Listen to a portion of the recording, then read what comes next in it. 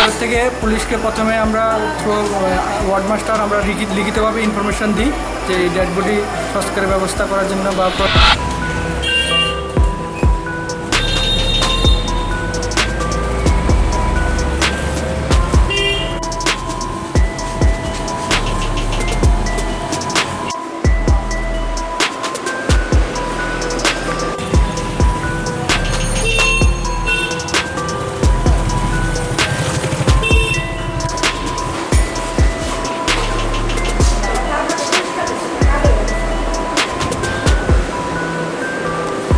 দাস নামে একটা পেশেন্ট যাকে পুলিশ নিয়ে এসেছিলো, এসে ভর্তি করিয়েছে দুপুরবেলা 1টা-2টোর দিকে। তারপরে পেশেন্টটা বিকাল 5:30-6টা নাগাদ মারা যায়। সে কিডনির রুগী ছিল। তারপরের থেকে পুলিশকে প্রথমে আমরা থ্রু ওয়ার্ড মাস্টার আমরা লিখিতভাবে ইনফরমেশন দিই যে ডেড বডি সংস্কারের ব্যবস্থা করার জন্য বা প্রয়োজনীয় ব্যবস্থা নেওয়ার জন্য।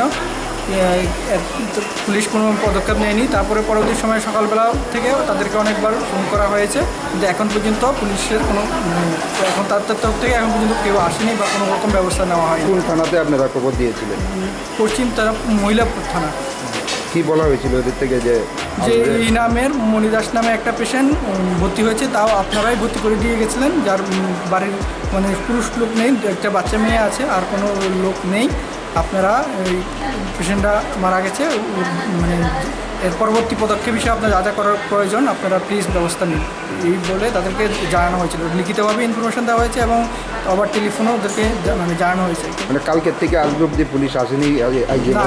না, প্রথম যে ভর্তি করে দিয়ে গেছে তারপর থেকে ওরা আসেনি। মারা যাওয়ার পরে ওদেরকে 2-3বার করে ইনফরমেশন দেওয়া হয়েছে, কিন্তু এখনও ওরা আসেনি। মারা জেগেছে কত ঘন্টা হবে? বিকাল 5:30-6টার দিকে মারা গেছে। কালকে বিকাল 5:30-6টা মারা গেছে। এখন তো প্রায় তো